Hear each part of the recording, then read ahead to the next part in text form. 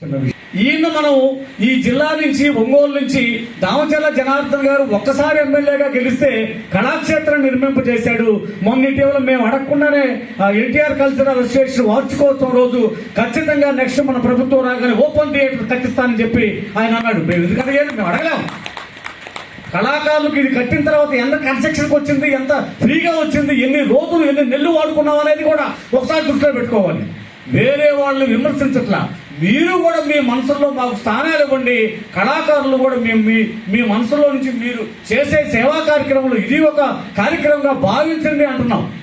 మీరు చెయ్యలేదు అంటే మమ్మల్ని అడగలేదంటారు. వేల సార్లు అడిగాను, నేనే తిరుగుతాను, నేను విమర్శించడానికి ముందున్నాను.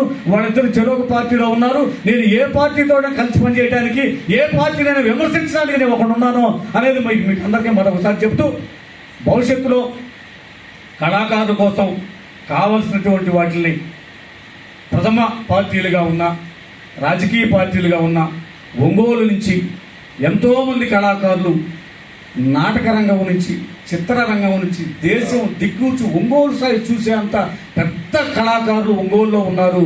ఒంగోలులో మంచి థియేటర్ లేదనేది 60 సంవత్సరాలు ఉద్యమం చెప్పుకుంటున్న రంగభూమి జిల్లా కళాకారుల సంఘం వచ్చిన తర్వాత 2014 రిజిస్టర్ అయిన తర్వాత కళాకారులు అందరినీ కలుసుకొని ఖచ్చితంగా దామచర్ల అన్నా నువ్వు కట్టాల్సిందే థియేటర్ అంటే కట్టించాడు అన్నమాట.